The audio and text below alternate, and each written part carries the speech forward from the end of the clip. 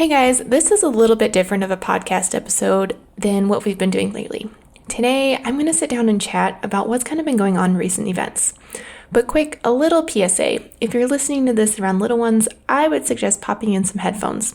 While there's nothing graphic or explicit in today's episode, I just wanted you to be aware that we will be chatting about the COVID-19 virus and its implication on our lives and our communities.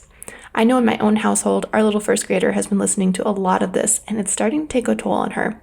So we've been very diligent about how we talk about things lately and the type of information that we're broadcasting into our homes. Welcome to the Wise Photographer Podcast with your host, Chelsea Wise. Each week, Chelsea is bringing you the best tips and tricks to help you create a joyful, profitable, more purpose-filled photography business. Chelsea is a wife and mom of two who has built a thriving photography business in her tiny hometown in western North Dakota. Without further ado, here's your host, Chelsea Wise. I had another episode planned for this week originally, and we'll definitely get back on track soon, but I really felt like I needed to address everything that's kind of going on in the world today. And if I'm being totally honest, I really put off recording this episode. You probably noticed that this went live a little bit later than it was supposed to. First off, I know that I'm extremely privileged.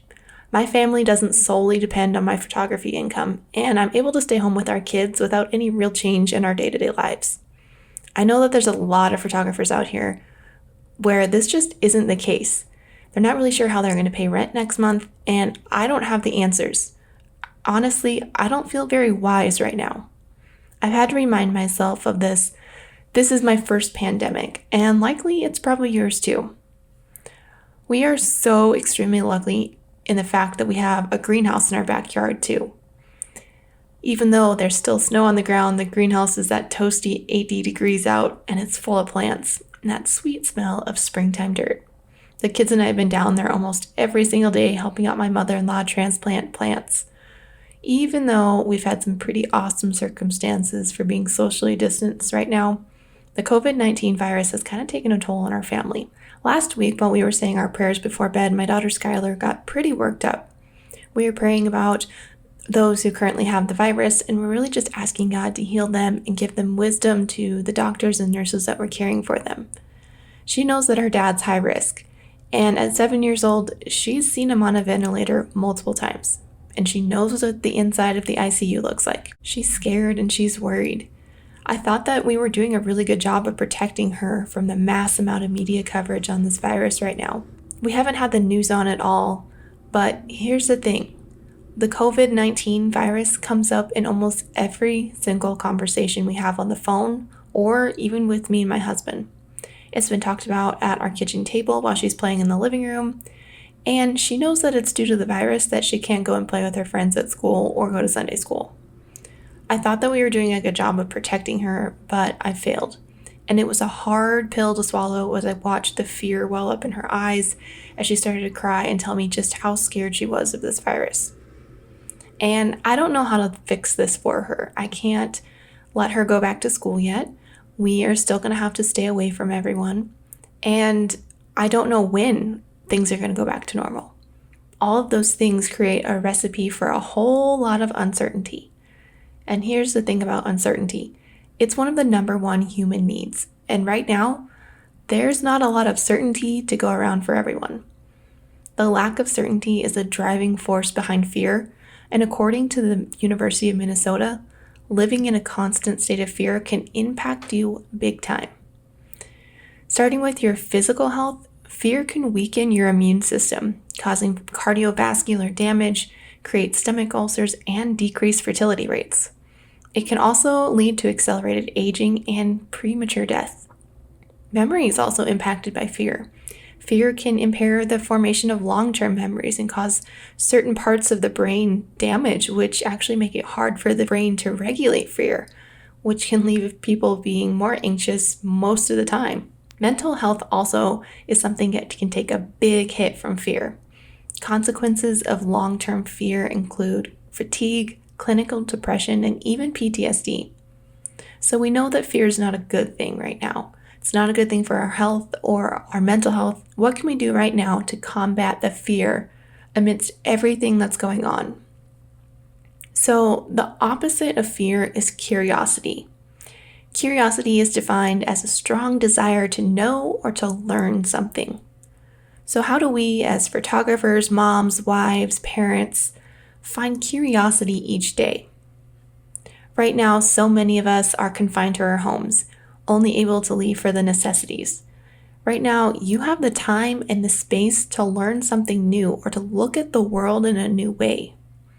Right now, there's so many things that you can learn online. You can learn how to sew, you can learn how to cook, you can learn a new language, you can learn how to use your camera better. You can try out some new editing processes. You can even learn how to work out from home. You can also learn business skills. All of these things are literally available to you at your fingertips. Earlier last week, I decided to start a project, and I want to invite you to join. I started a photo challenge called the Wise Photographer Photo Challenge. We'll be running it from now until April 30th, 2020. Now, photo challenges are not really a new thing, but I want you to understand the why behind why it might be a good thing for you to do right now. Back when my husband Justin was in the hospital and underwent 3 heart surgeries and the removal of his sternum, I would post updates each day about how things were going. I was stuck in the same hospital for weeks at a time. I saw the same waiting room, the same ICU room day after day. When I would post these updates, I always included a photo that I had taken that day. Here's the thing. While the updates were good for me to process things out loud, the act of taking that photo each day was even better. I had to get creative. I had to get curious about how I could photograph something in a new way. That curiosity helped me to fight against the fear that could have won that battle. So I would like to take this time to formally invite you to join the Wise Photographer Photo Challenge. We'll have a link down in the show notes below for you to sign up. Each morning at 7:30 a.m. Central Time, you'll receive an email with a prompt for the day. We've created a Facebook group for you to share their photos in. Inside the group, we'll also be posting the prompt each day at 9 a.m. The idea behind the group is to connect with others, start conversations, maybe even meet a new friend. Get curious about how others are using the prompt to capture their photo for the day. This photo challenge is open to anyone and everyone. Photographers, kids, moms, dads, high school students, whoever wants a daily mental break to escape. Each Wednesday, I'll be going live inside the group to share some tips on taking better photos for those who are interested in learning more.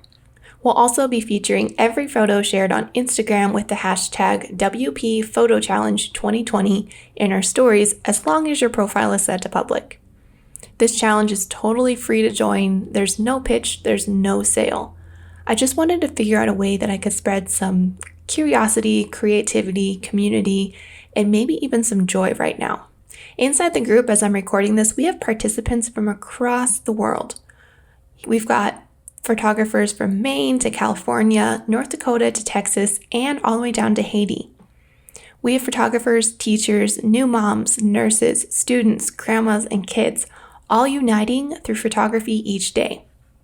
People are swapping names of paint colors for home projects. Teachers are connecting and sharing the challenges that they're facing as they're starting teaching remotely. New moms are sharing recommendations with each other on baby products. It's been such a beautiful community to watch, and I would love for you to join us. You can head to wisephotographerpodcast.com for the details on how to join, and you can check the link below for the show notes. My daughter Skylar's even joined in the challenge, and one of her favorite things to do so far has been to build Legos to represent the prompt and then photograph that.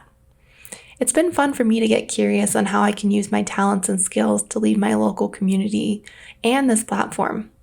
I actually contacted my church right away and asked them if they needed any help broadcasting their services, and as it turns out, they did. We've been pre-recording their services and premiering them on YouTube on Sunday mornings. I actually got a call from another local church asking me if they could hire me to do the same thing for their church. The best part about it is that I had all the equipment I already needed as a photographer. Another thing that I've been getting curious about lately is how the Wise Country Greenhouse can contribute to our community right now. Now, the greenhouse doesn't officially open until May 1st, but a few days ago we got the idea to put together some plant kits for kids. So we put it out on Facebook and had over 80 comments within the first day, of parents wanting to participate. We decided to put together a horticulture kit for kids, which included a succulent, a terrarium kit, and some worksheets. I've been having fun getting to work on that project as well, getting their online store set up, and we're hoping to get the first batch of kits launched early next week. I hope that you guys are staying safe and that you are really encouraged with the amount of community and support that I've seen online lately. And I just want all of you to know that I'm keeping each and every one of my listeners and subscribers in my thoughts and prayers. And even if I don't know you personally, I just want you to know that I've been praying for you. And as we go through everything that we're going through as a world right now. Thank you so much for your continued support with the Wise Photographer podcast. We'll be getting back to our regularly scheduled episodes after this one. But I really wanted to just encourage you guys to look for that curiosity each day and really use this time wisely that you have available to you right now.